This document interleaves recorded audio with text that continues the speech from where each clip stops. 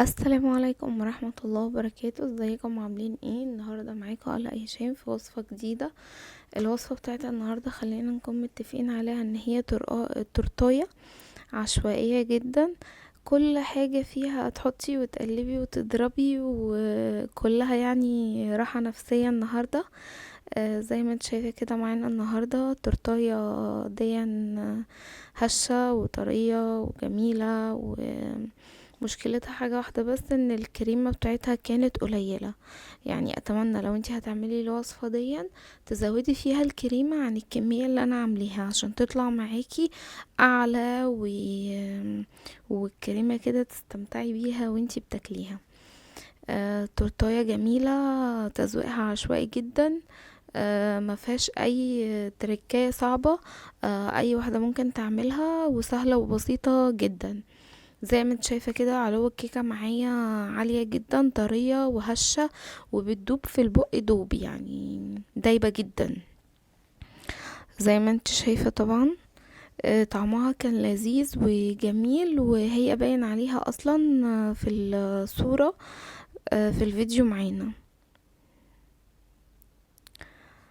اول حاجة هجيب بولة، هحط فيها كوباية الا ربع مية عادية، وبعد كده هحط فيها 5 بيضات. 5 بيضات بدرجة حرارة الغرفة. طبعا الطريقة دي بحط كله مع بعضه واقلب زي ما قلتلك في اول الفيديو.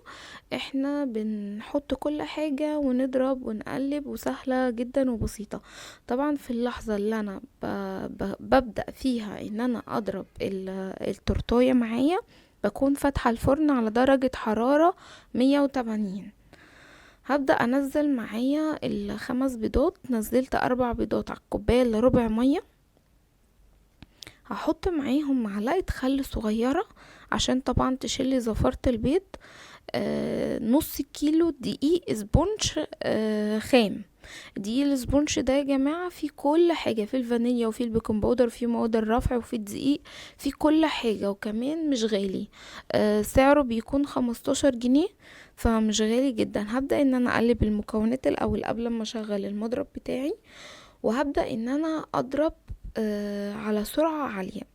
المضرب بتاعي ببدأ ان انا اعليه درجة درجة معايا، وبعد ما ببدأ ضرب كده ب5 دقايق او دقيقتين بجيب السباتشولا بتاعتي، وببدأ ان انا انزل الدقيق اللي في الجناب او الحواف او في قعر البولة بتاعتي، عشان ما يكونش فيه اي تكتلات او دقيق معايا مش هيتضرب. وهنزل اللي في السباتشولا وهرجع اضرب من تاني، وهبدأ ان انا اضرب ضرب متواصل لحد ما قوام الكيك معايا يرتفع. الكيكة دي بنفضل نضرب فيها من 10 دقايق ل15 دقيقة، لحد ما القوام بتاعي معايا بيبدأ يفتح. يعني انا القوام دلوقتي حاليا معايا مايل على الصفار. اول لما ببدأ اخش في القوام اللي هو الكيكة بقى خلاص اتضربت وتمام معايا، ببدأ ان هي القوام معايا بيبدأ يفتح سنة سنة. طبعا انا هنا جريت، ما حبيتش ان انا اقص الفيديو عشان تكونوا معايا خطوة بخطوة.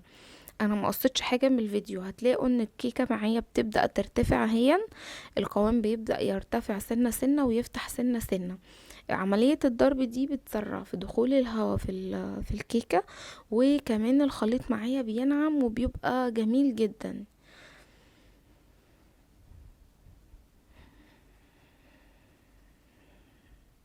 طبعا ما تنسيش تعملي لايك للفيديو واشتراك للقناة وتفعلي زر الجرس عشان يوصلك كل جديد، وتشير الفيديو لأكبر عدد من صحابك عشان يستفيدوا.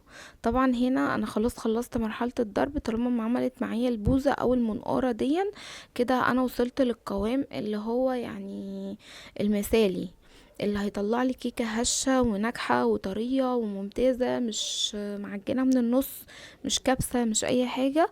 زي ما انت شايفة هو ما بينزلش من المضرب، ما بينزلش من المعلقة الاسباتولا، ثابت وشامخ كده زي ما هو. هيكون معايا صينية مقاس 30.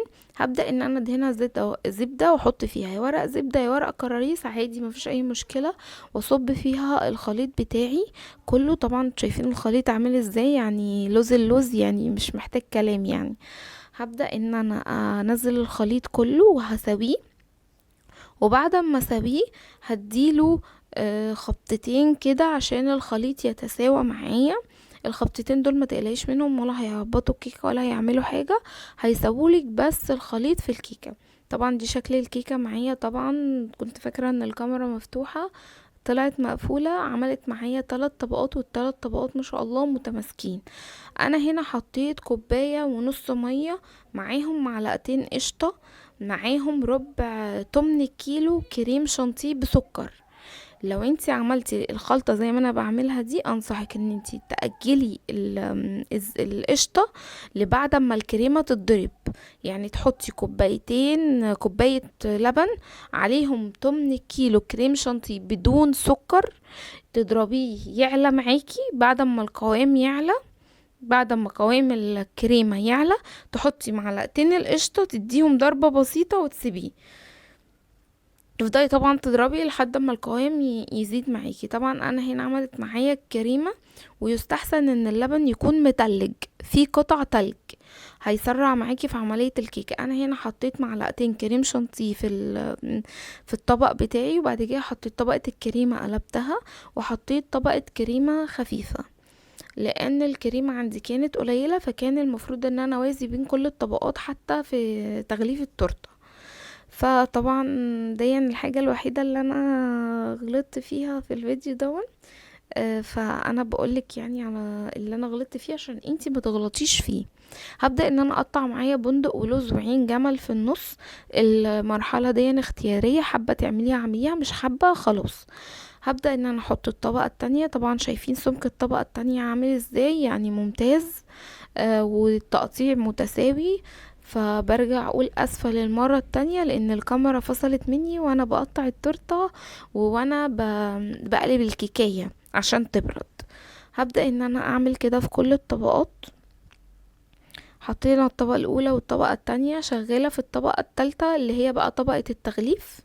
هبدأ ان انا احط الكريمة سوري، الكيكة وبعد كده الكريمة، وهبدأ ان انا اغلفها داير ما يدور من فوق وتحت على قدر الامكان. يعني انا ما عنديش ادوات قوي، بس بحاول ان انا اشتغل بادوات المطبخ واطلعها احسن حاجة. يعني اكيد لو انتي جبتي ادوات الحلويات او ادوات التورتة، المنشار، سكينة التورتة، الحاجات دي هتفرق معاكي، او السكراب هيفرق معاكي جدا في التغليف. طبعا انا زي ما انتي شايفة كله من شغل البيت، معلقة البيت، سكينة البيت، سباتولة البيت، يعني كله شغال يعني الحمد لله بفضل الله. فتبدأي ان انتي تساوي وتظبطي على قد ما تقدري، وبعد ما تخلصي تظبيط هتبدأي ان انتي تمسحي الطبق بتاعك وتسويه وتظبطيه. وبعد كده انا بساوي هنا الاطراف زي ما انتي شايفة، بحط وبساوي على قد ما اقدر.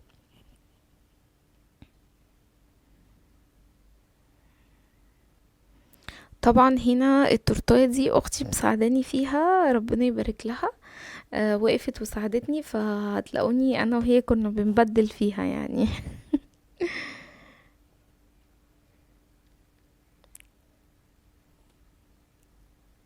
هبدأ ان انا اساوي هون على قد ما اقدر، طبعا بساوي.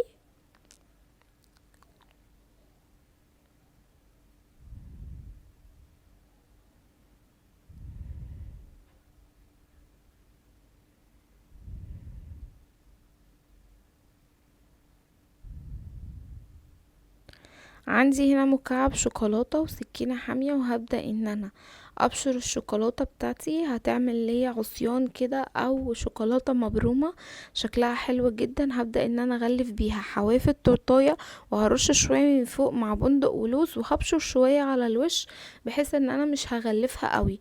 التسبيق ده طبعا حاجة ترجعلك زي ما انت عايزة. طبعا ده شكلها هو عالية وجميلة. وكمان لو حطينا كريمة الطبقات هتعلى اكتر من كده. يعني احنا لو كنا حطينا كريمة في النص عالية، كانت الطبقات